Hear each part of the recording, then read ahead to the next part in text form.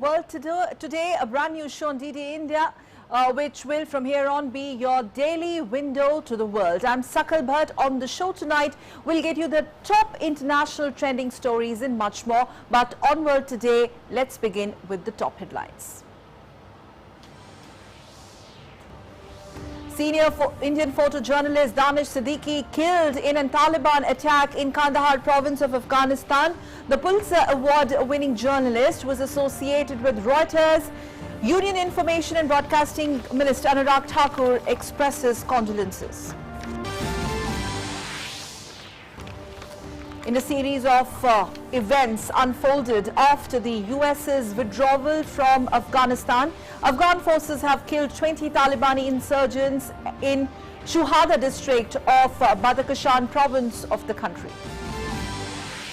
External Affairs Minister Dr. S. Jaishankar speaks at Connectivity Conference in Tashkent, says Chabahar port provides a secure, viable and unhindered access to the sea for Central Asian countries and its efficacy is now proven, welcomes the formation of India, Uzbekistan, Iran, Afghanistan quadrilateral working group on the joint use of Chabahar port.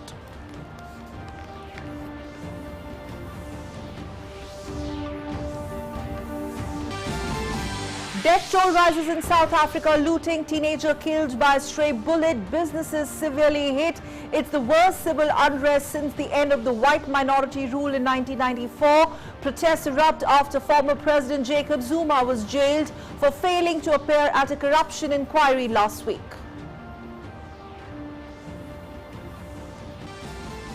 Germany continues to reel under heavy floods, over 80 dead, more than 1,000 people missing in the Near-Ahrweiler region. Floods caused Germany's worst mass loss of life in years.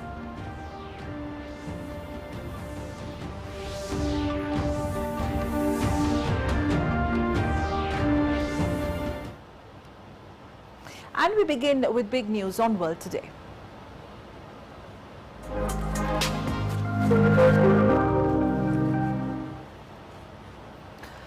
Danish Siddiqui, a Pulitzer Prize winner photojournalist, has been killed in Kandahar while on a reporting assignment embedded with Afghan security forces. Afghanistan's ambassador to India, Farid Mamunzazi, in a tweet said, and I quote, "Deeply disturbed by the sad news of the killing of friend Danish Siddiqui in Kandahar last night, the Indian journalist and winner of Pulitzer Prize was embedded with Afghan security forces. I met him 2 weeks ago before his departure to Kabul. Condolences to his family and Reuters," unquote.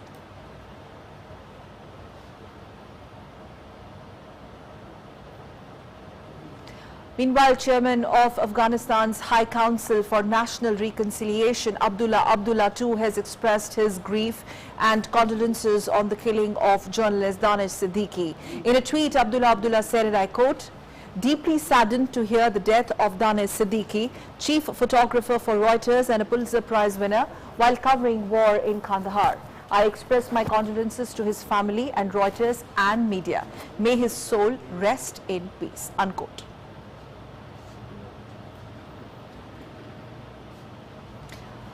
Well, back home, Information and Broadcasting Minister Anurag Thakur has also expressed condolences.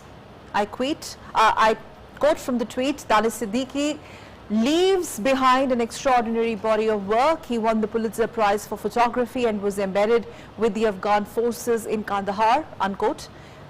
In fact, Anurag Thakur has also shared one of the pictures of Danish Siddiqui on his Twitter handle. We're going to show that picture on our screens. In fact, Danish Siddiqui had recently reported on a mission by Afghan Special Forces to rescue a policeman who had been cut off from others and had fought the Taliban for hours on his own. His reports included graphic images of vehicles of the Afghan forces being targeted with rockets.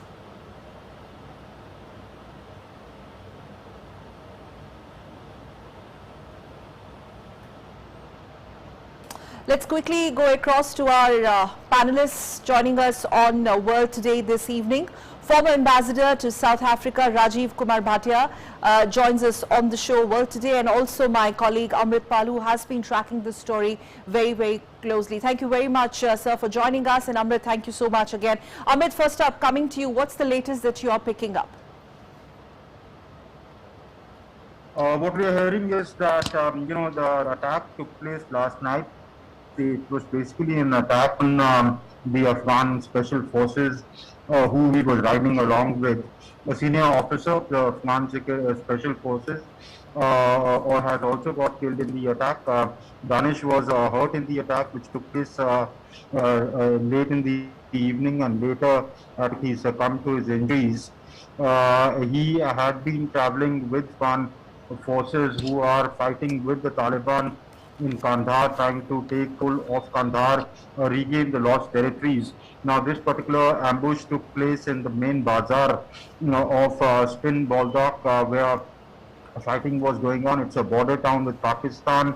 It has a crossing, an important crossing, which connects Pakistan's Chaman in Balochistan with Spin Baldock, which is on the Afghan side in the Kandahar province, which the Taliban had captured a few days ago. And the Afghan National Army was trying to regain it back, and that's why the fighting has been going on. So he had been tweeting from there, he had been filing stories. He was a photojournalist, sending images of the attack. In fact, 2 days back, he reported of an attack on the Humvee that he was traveling in while the policeman that you talk about was being rescued. So, unfortunately, in last night's attack, he was unlucky and he died. The Indian embassy in Kabul is trying to retrieve his body and is regularly in touch with the family. In fact, the MEA spokesperson has said that they are regularly in touch with his organization, family and friends, and are trying to provide all assistance they can. Remember, now this area, Kandahar, where the Indian Consulate General is there, but we had evacuated most of our diplomatic staff. So technically, our consulate is open and is being run by the local Afghan staff there. But the fact remains that that area is right now witnessing intense fighting. Now, to retrieve his body, etc., takes a little bit of time, and you are dependent upon the Afghan National Forces for that. But the Indian embassy is in regular touch with his family and are making all efforts. Those mortal remains have not been retrieved as yet. We don't have much clarity on that, Amrit. That's what I understand, Sakal, that the Indian embassy, our diplomatic staff, is in touch with the authorities to do exactly that. Amrit, requesting you to stay with us. Let me quickly take this to Ambassador Bhatia. Sir, your thoughts? I mean, look at the series of events post-withdrawal of US troops, UK troops. I remember Joe Biden said that Afghanistan is capable of dealing with its own issues militarily and otherwise also. But death of an Indian photojournalist who leaves behind a highly acclaimed body of work and the circumstances under which, and still I'm sure you heard my colleague reporting the latest on that, we still don't have the clarity. What do you think is the message that goes across? Thank you very much. Of course, Afghanistan is not directly my field of specialization, but what has happened is very shocking and distressing. It is reflective of the continuously deteriorating situation in Afghanistan. It's very clear that the situation is heading towards more and more conflict and violence. Our foreign minister has spoken on this subject in a very clear and candid manner. His point and the government's point is that this country must avoid heading towards violence, because then otherwise there would be so much more suffering and so much more sacrifices to be made.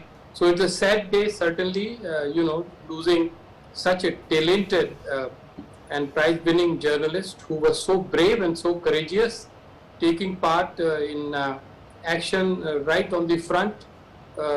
India, I think, should be proud of his achievements, and there is a sense of national mourning, sadness for the loss of such a talented person. Yes, Ambassador Bhatia, I am going to request you, sir, to be with us before we move to the next story. Amrit, a quick word from you. I was just going through the kind of work that Danish has been doing, and something that actually led him with that recognition with the Pulitzer Prize, the photographs of Rohingya refugees, and much more. Highly acclaimed photojournalist. If Amrit, if you could just hear me, he was known for his compassionate photographic coverage of conflict-ridden Afghanistan. Now, what next? Because you've been tracking Afghanistan very closely. If we have Amrit with me, you've been tracking Afghanistan very closely, and the developments in the last 24 hours, and especially the killing of Danish while he was embedded with the Afghan forces during this assignment, in the course of this assignment. Amrit. No, are you asking me why was he embedded with No, the Afghan no. I'm not asking you why was he embedded. What I'm trying to say is that the kind of, the optics of it. The optics of it, the message. Danish and many like Danish were there covering conflict in Afghanistan. Yes, Danish was a very acclaimed journalist, and as Ambassador Bhatia was saying, in fact, he's covered, as you said, that he got the Pulitzer in 2018 for his Rohingya coverage. He had covered important events like the Battle of Mosul in 2016, 2017, the Nepal earthquake in 2015. We've all seen his reports and his pictures of the refugee crisis arising out of the Rohingya genocide, the Hong Kong protests, even back home, the Delhi riots, the COVID pandemic. So he's, done some very good work, and he was awarded the Pulitzer for his coverage of the Rohingya crisis in 2018, along with another colleague of his. He was working with Reuters, so he used to travel a lot. He used to cover conflict situations especially, and send some brilliant pictures. In fact, if you look at the reports that he filed on the 13th, just few days back, describing how he had come under attack, or the convoy, the Humvees he was traveling in, while they were retrieving that policeman from the post who was fighting with the Taliban fighters, how he had come under attack. And then how they were, the Afghans were able to successfully evacuate the policeman. So he was a good journalist. He liked covering conflict. That's what he specialized in.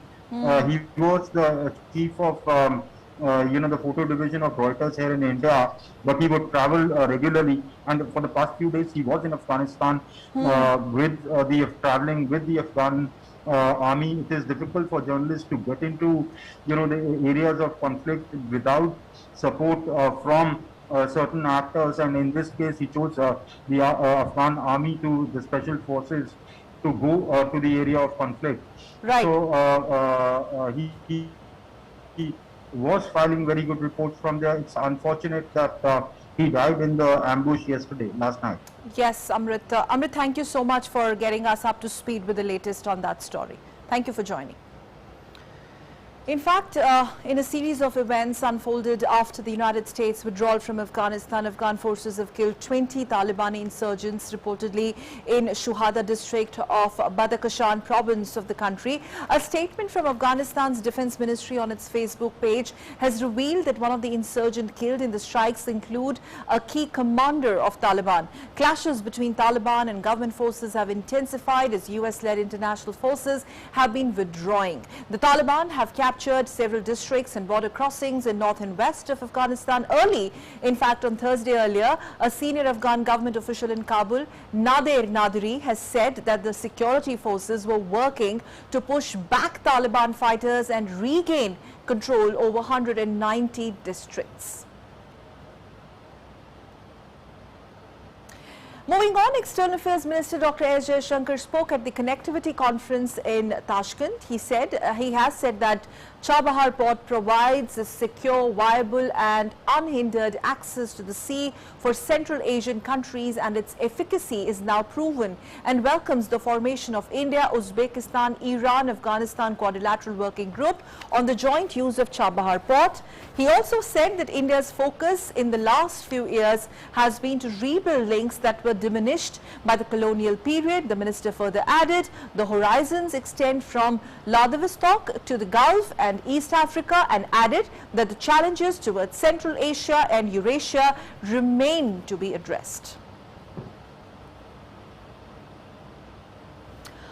Shifting focus to latest in South Africa. Well, the death toll has risen in South Africa looting. Teenager has been killed by a stray bullet reportedly. Businesses have been severely hit, and it is the worst civil unrest since the end of the white minority rule in 1994. Protests erupted after former President Jacob Zuma was jailed for failing to appear at a corruption inquiry last week.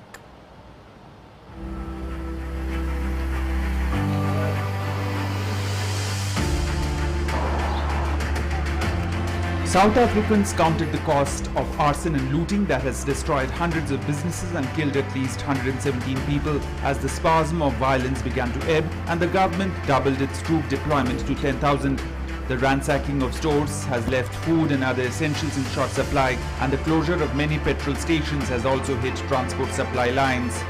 Residents of this area are taking a stand against looting and lawlessness. They are taking a stand to support the consumer goods industry to get back on its feet. They are taking a stand to make sure that in the not too distant future we can once again open this centre.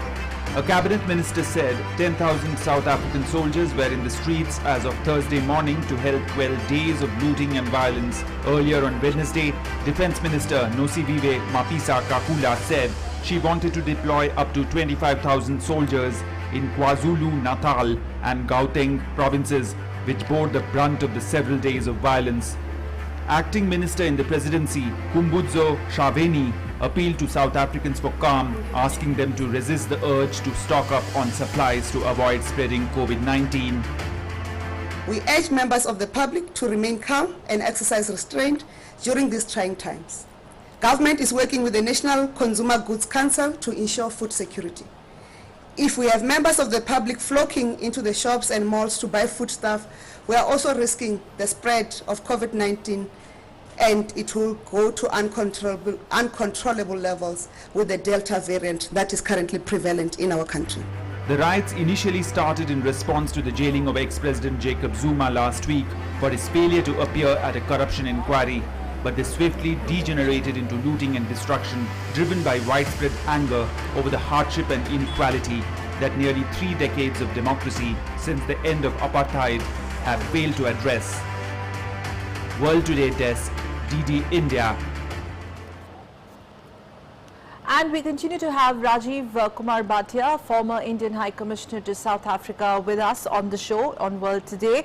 Just to first of all, sir, thank you for staying with us. Ambassador Bhatia, just to put in perspective, South Africa hasn't seen such a devastating conflict on ground since 1994. If you could just put in perspective what really led, or we know Jacob Zuma's jail and he failed to appear in that inquiry, but unprecedented level of violence and looting that South Africa hasn't seen since so many decades of late.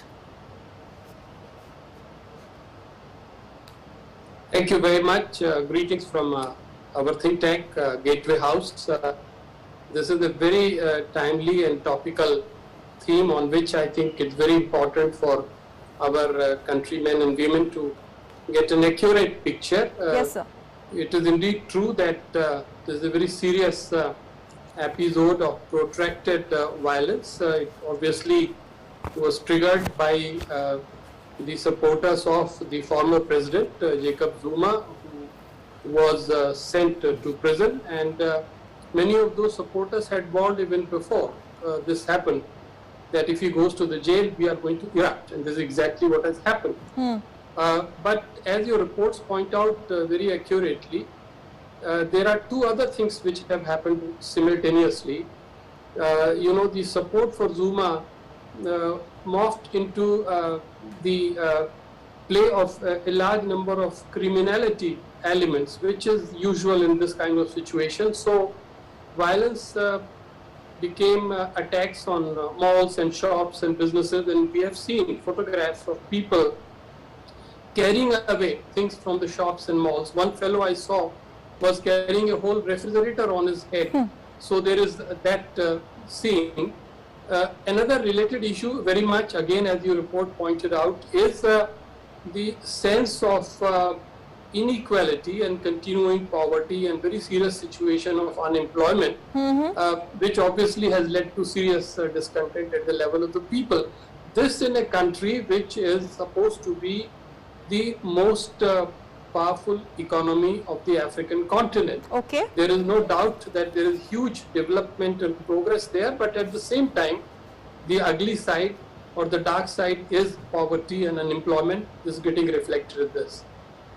If you could just, explain a bit more about this region called KwaZulu-Natal, the epicenter of this reported violence. And I mean, if you look at these visuals, they are really overwhelming and scary.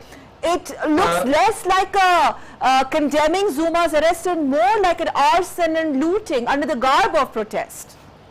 So let me just point out that this is not happening across the length and breadth of South Africa, which is a very large country.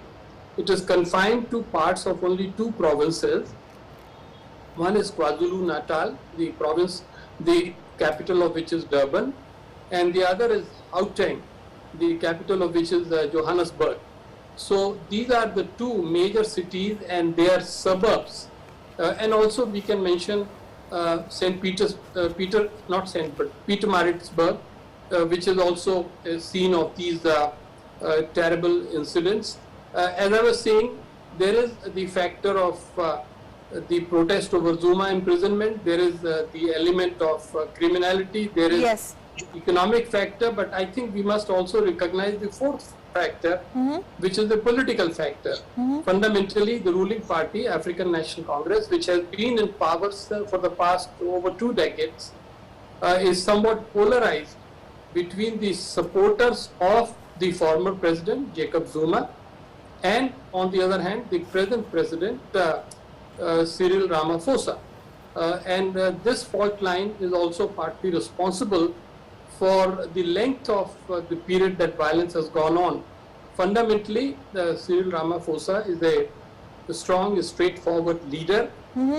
He took immediate action. He spoke to the nation. He made it very clear that the state would assert itself and he would send out police and security and military troops immediately to quell the riots. But it took some time and eventually I think 25,000 troops have been deployed, which is the largest number since the end of apartheid. Yes. The latest figures I have show that at least 117 people have been killed, at least 2,203 people have been arrested. Maybe, something more has happened since then. But let me be very clear. I think it's a sad day for our friends in South Africa. There is this angle also of increased insecurity for Indian citizens there and people of Indian origin there. I think that's also important. But fundamentally, South Africa is our friend. Yes. We have very close and cooperative relations with South Africa. And therefore, I think on behalf of all of us, we must send out a message of solidarity and regret and hope that the government there will be able to take control of the situation as soon as possible. What's your assessment, the way things have panned out in the last 3 days or 72 hours, this kind of civil unrest? Reportedly, there are 10,000 troops already on ground and the government is, it seems that the ruling dispensation is in all mood to apply a iron fist policy threatening to have 25,000 plus more on ground. Do you think that is the solution or do you see the situation escalating from here on? I have lived there and I have worked there and I have traveled in this country, although it was all a few years back. What I can say is that South Africa is a nation state where the systems work. It's a matter of time before the authorities should be able to assert their control over the whole thing. And essentially, overall, people are disciplined people. They follow the rules and regulations. And therefore, frankly, I am hopeful that we have probably seen the worst of the phases and now they should slowly start heading towards normalcy and security. All right, thank you very much, Ambassador Bhatia, former Indian envoy to South Africa, for joining us and putting the current unrest on ground there in larger perspective. Thank you, sir. And on World Today, it's time to take a look at the updates on COVID-19 from across the globe. The virus has infected more than 18 crore 96 lakh people worldwide, while the number of recoveries stand above 17 crore 31 lakh. COVID-19 has claimed over 40 lakh 82,000 lives globally. The United States continues to remain worst affected with the disease, with the number of cases crossing 3 crore 48 lakh and death toll mounting above 6 lakh 24,000 mark. Some news coming in from WHO, where Director General of World Health Organization Tedros has urged China to be more transparent and cooperative in investigations into the origins of the COVID-19 pandemic, especially on the raw data. He said that the investigations into the origin of COVID-19 were being hampered by lack of raw data on the first days of spread. A WHO-led team of experts visited the central city of Wuhan to probe the origins of virus, and the team concluded its 4-week investigation in February and submitted its report in March, stating that the virus had probably transmitted from bats to humans through another animal. We are asking actually China to be transparent, open, and cooperate, especially on the information raw data that we asked for at the early days of the pandemic.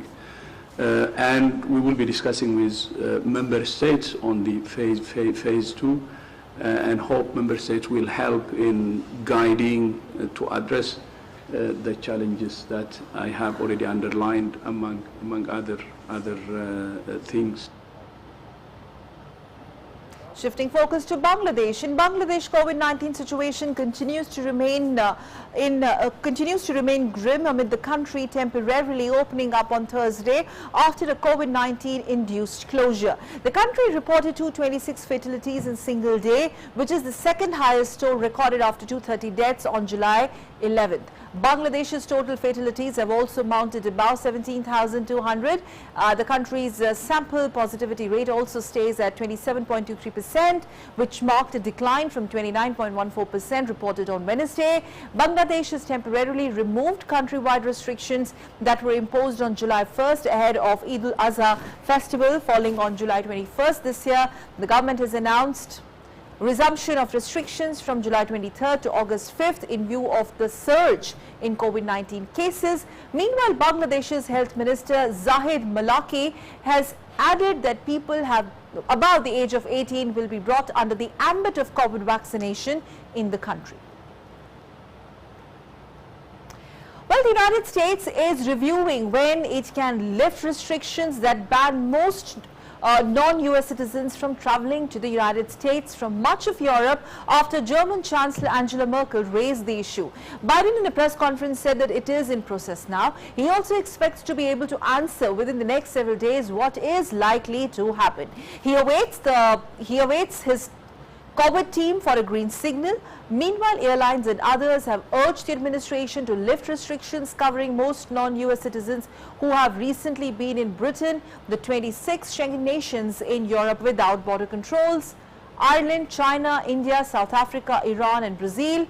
And in fact, in early June, the White House launched the Inter-Agency Working Group with the European Union, Britain, Canada and Mexico to look at how to eventually lift these restrictions.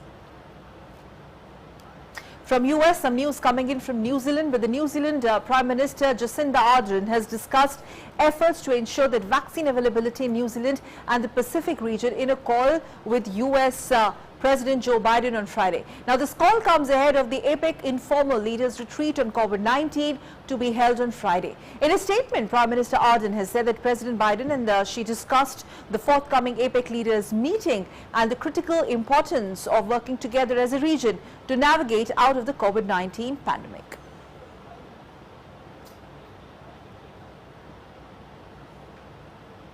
And now it's time for the news from across the world.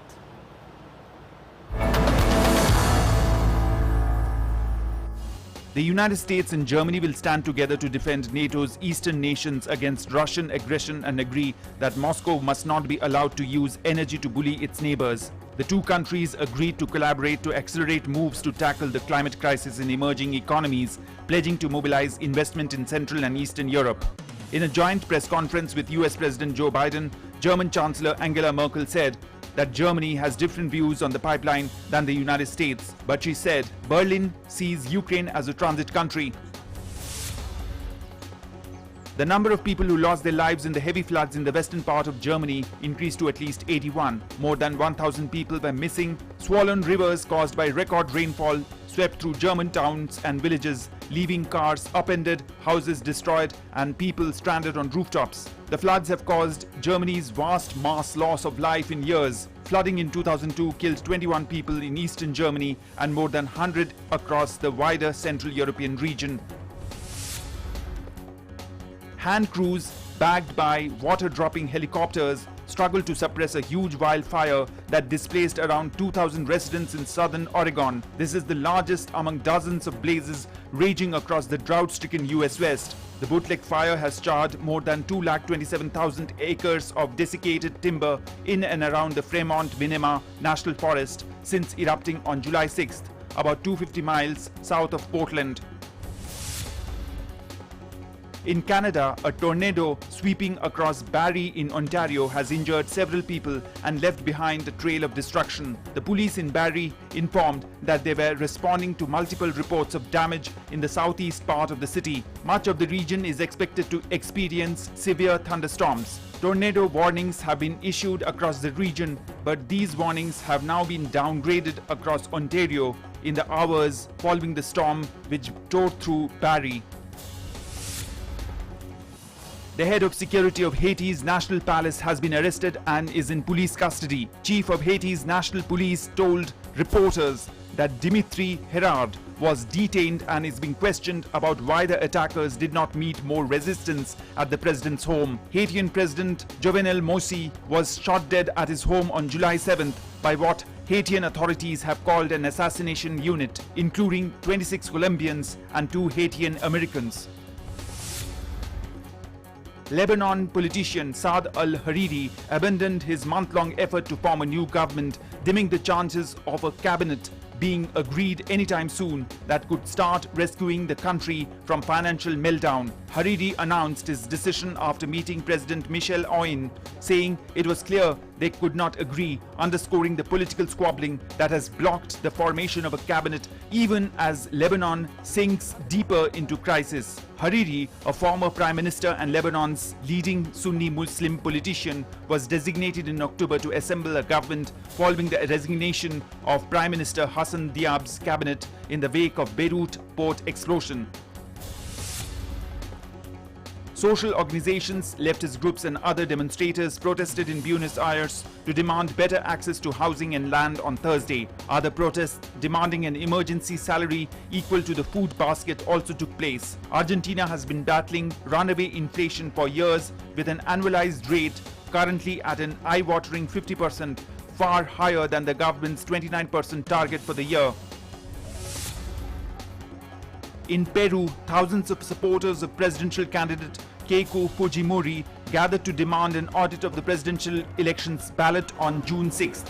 The police used tear gas on demonstrators who were trying to tear down the gates of the Peruvian presidential palace. The tightly contested votes in the country have further deepened the political crisis, with supporters of Fujimori's right-wing party alleging of fraud in the elections. World Today Desk, DD India. And after News at Glance, it's time to catch up with all the latest events occurring beyond headlines segment.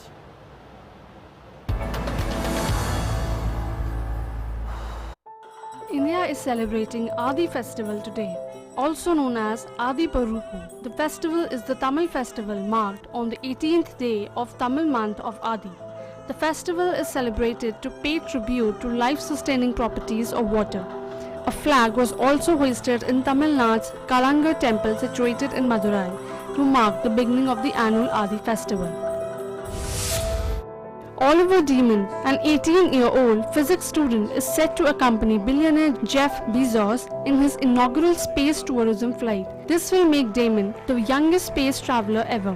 He will fly to space in place of a person who put up $28 million in an auction to take part in the flight for billionaire Jeff Bezos' Blue Origin company, but dropped due to unspecified scheduling conflict. The company informed that Oliver Demon will join the 4-member all-civilian crew which is scheduled to take off on Tuesday. His addition means that the flight is set to include the oldest person ever to go to space, the 82-year-old female aviator Wally Fung, and the youngest, Damon.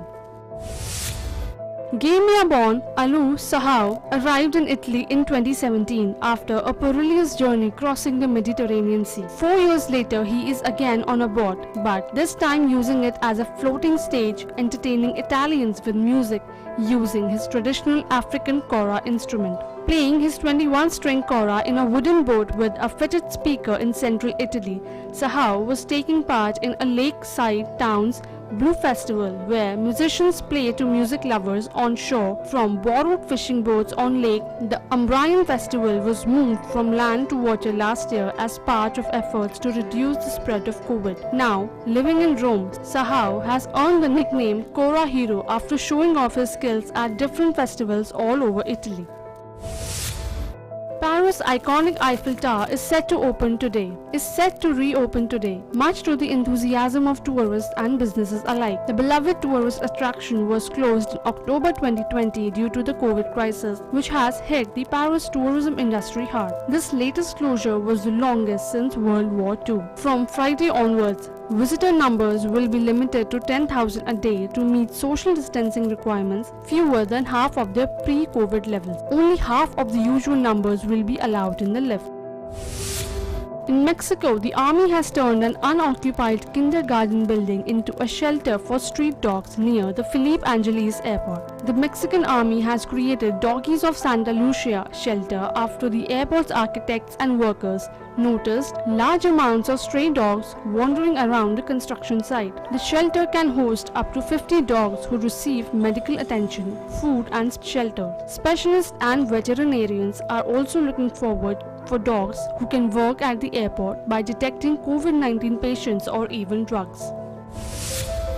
A pair of large vases bearing soccer balls stand at the entrance to Mexico's first Maradonian church, and an image of Diego Maradona wearing a charro hat welcomes worshippers. Inside the church, the Catholic Stations of the Cross are recreated with photos of Maradona from his childhood to emblematic meetings with the late Cuban leader Fidel Castro and Pope Francis. The church in the Mexican city of Puebla, which opened on July 7, celebrates the religion created in Argentina in 1998 by the admirers of the late soccer player.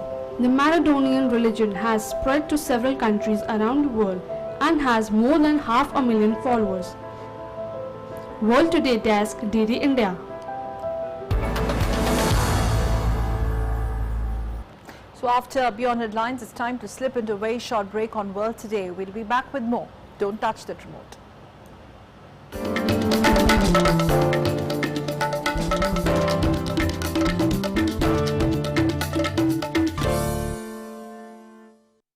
Namaste India. Namaste land. Marhaban ila al-Hind. Zari India. Ni hao. Salam India. Namaste India. Namaskar Bharata.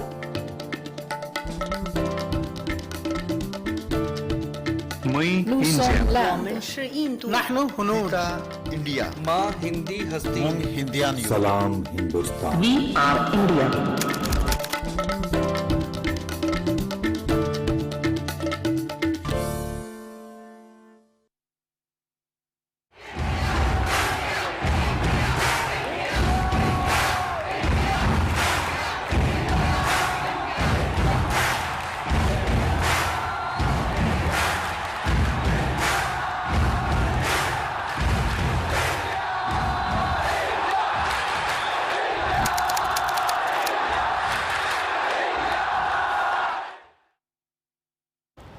Thanks for staying with us on World Today, your window to the world only on DD India. I'm Sakal Bhatt and welcome back after the break. Well, Slovenia's Tadej Pogačar claimed back-to-back Tour de France stage wins to underline his dominance in the leader's yellow jersey. Pogačar accelerated clear on the summit finish on the stage 18 at Luz Ardiden to extend his overall lead to 5 minutes and 45 seconds. Tadej now holds the white, yellow and polka dot jerseys with winning Luz Ardiden. Jonas Vingegaard and Richard Carapaz finished second and third. Well, on to some tennis action. Serbian tennis star Novak Djokovic has confirmed his participation in the upcoming Tokyo Olympics. The 34-year-old player took to Twitter to inform that he had booked his flight for Tokyo and will proudly be joining Team Serbia at the Olympics. While posting a video, Djokovic tweeted, and I quote, "Cannot disappoint my little friend Kojiru. I booked my flight for Tokyo and will proudly be joining Team Serbia for the Olympics," unquote. In fact, the world number one lifted his third title of the year at the All England Club a week ago and is now on course to try to complete the tennis Golden Slam. All he needs is to win gold at the Tokyo Olympics and take the US Open singles title in September to become the first male player to achieve the feat. Germany's Steffi Graf, if you remember, is the only player to accomplish a Golden Slam so far, which she achieved way back in 1988. And after tennis, let's do some shooting. India will field a record 15-member shooting squad, which is seen as a strong gold medal contingent or gold medal hope for the country in the Tokyo Olympics. And in this sporting extravaganza, all eyes will remain fixed on India's shooting contingent, which has emerged as the strongest gold medal hope for the country. Since the turn of the century, shooting has become India's brightest spark at the Olympics. It is a sport where India has excelled and is widely expected to reach new heights in Tokyo. Boasting a plethora of talented shooters, the current Indian shooting contingent is stronger than ever. There are a number of reasons why shooting will be India's biggest medal hope in the upcoming Olympics. With an unprecedented 15 quota places secured, India is all set to send their largest ever shooting contingent to Olympics. The list of qualified shooters includes MANU, SAURABH Chaudhary, YASHASWINI Singh DESWAL, ABHISHEK Verma, Rahi Sarnobat, Elavenil Valarivan, Apurvi Chandela, Anjum Mudgil, Divyan Singh Panwar, Deepak Kumar, Sanjeev Rajput, Tejaswini Sawant, Aishwarya Pratap Singh Tomar, Mairaj Ahmad Khan and Angad Veer Singh Bajwa. With talent oozing all over, that is the list any nation would be envious of. Having won at least a medal in the sport in 3 of the last 4 Olympic Games, there are a number of homegrown heroes in the sport. In 2004 Athens Olympics, Rajyavardhan Singh Rathore put India on the map of world shooting by winning a silver medal in the men's double trap event. 4 years later, Abhinav Bindra went one better when he claimed the gold medal in Beijing Olympics. Bindra's gold in men's 10-meter air rifle event remains India's only individual gold medal to date. In London Olympics 2012, India doubled its medal tally in sport. Gagan Narang won bronze in the men's 10-meter air rifle event, whereas Vijay Kumar secured a silver in the men's 25-meter rapid-fire pistol. In addition, Joydeep Karmakar produced a notable performance, finishing 4th in the 50-meter rifle prone event.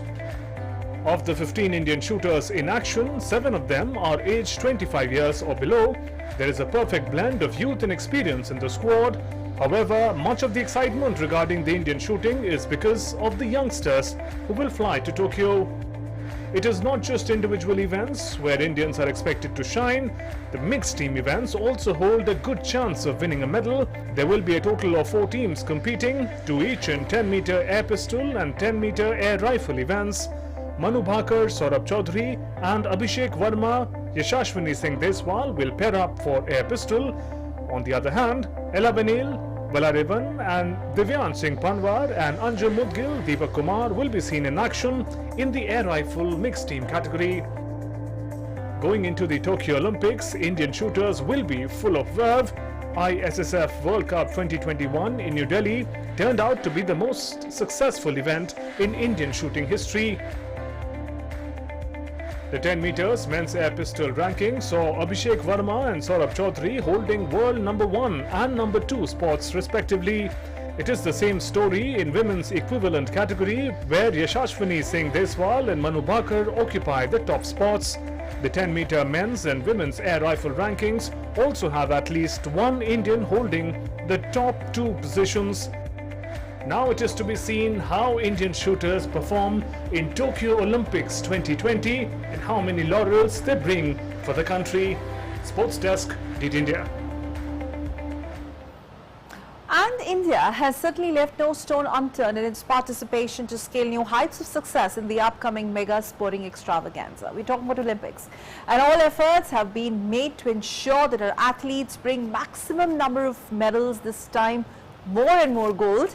With the ever strongest contingent, we bring you this special report with a roundup of India at Tokyo Olympics. Here's a quick look at India at Olympics.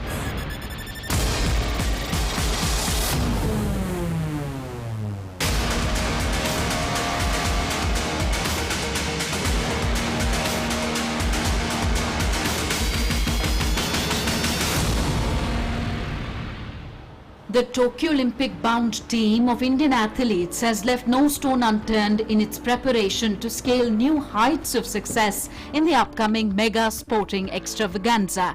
This time, Indian athletes have been provided high-level training in the country and abroad in the guidance of reputed coaches. All efforts have been made to ensure that these athletes bring the maximum number of medals for the country. A total of 126 athletes across 18 sporting disciplines from India will be heading to Tokyo.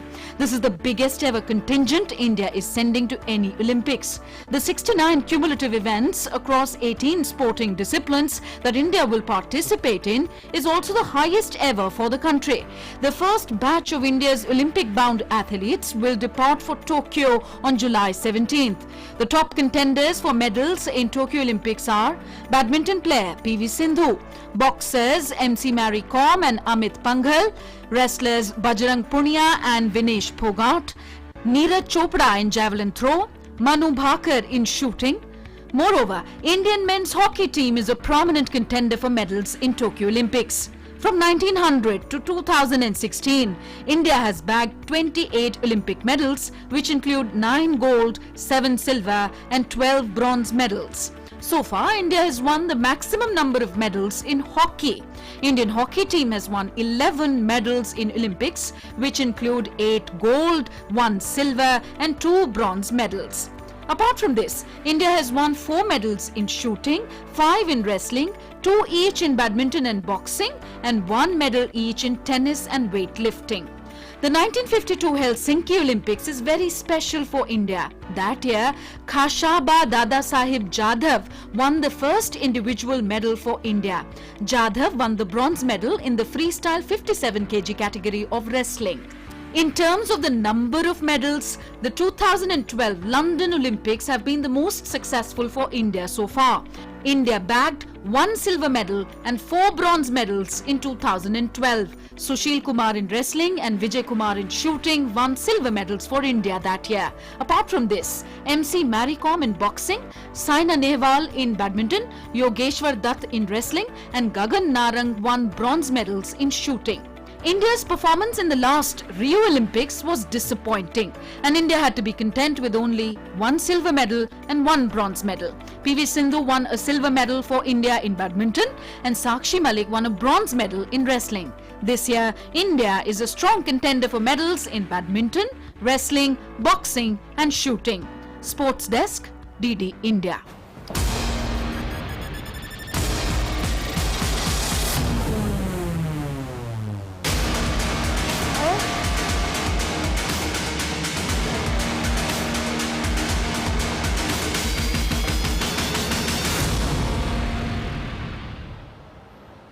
And moving ahead, the joy and happiness are pouring, in fact continues to pour in from around the corner. Here's the Ambassador of India to Japan, Sanjay Kumar Verma, expressing his happiness and wishing luck to the Indian contingent for Tokyo 2020 Olympics. Let's listen.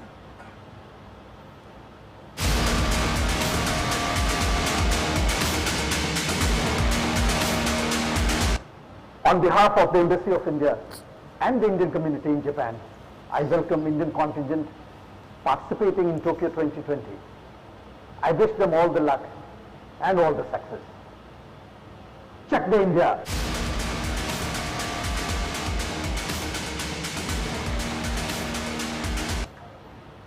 And athletes at the Tokyo Games or Tokyo Olympics will put in their medals around their own necks to protect themselves against spreading the coronavirus. And the very significant change to the traditional medal ceremonies in 339 events was revealed by International Olympic Committee President Thomas Bach.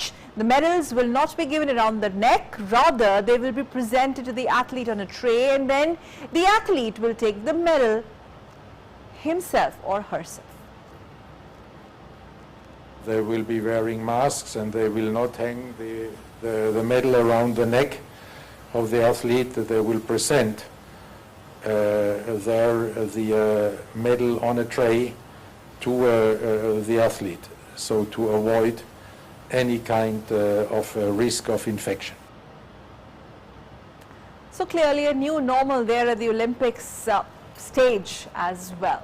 Now let's take a look around the major events occurred on this day across the world in our segment Today in History.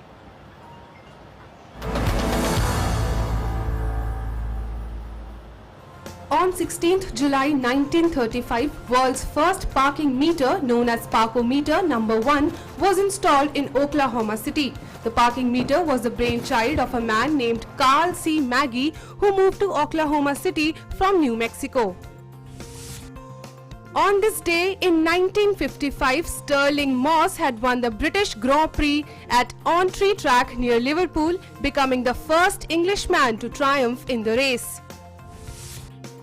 In the year 1969, on this day, Apollo 11 space rocket successfully took off on its historic mission to land men on the moon with astronauts Neil Armstrong, Buzz Aldrin and Michael Collins aboard. The rocket had taken off from Cape Kennedy in Florida. It was on this day in the year 1987 the two biggest airlines in the UK were to merge and create a carrier to compete with America's giant air corporations. One-time rivals British Caledonian and British Airways had agreed the deal. On this day in 1989, Austrian conductor Herbert von Karajan, also known as World's Best and one of the most powerful figures in classical music, had died. On 16th July 1993, Britain's Internal Security Service MI5 had held the first photo call in its 84-year history. On this day in the year 2005, J.K. Rowling's famous 6th volume of the Harry Potter saga book series, Harry Potter and the Half-Blood Prince, went on sale. It sold more than 8.9 million copies in the first 24 hours in the United States and Britain to become the fastest selling book in history. World Today Desk, DD India. And with that, it's time to end up this edition of World Today. We'll be back on Monday, same time, World Today on DD India. That's your window to the world. Thanks for tuning in. Namaskar.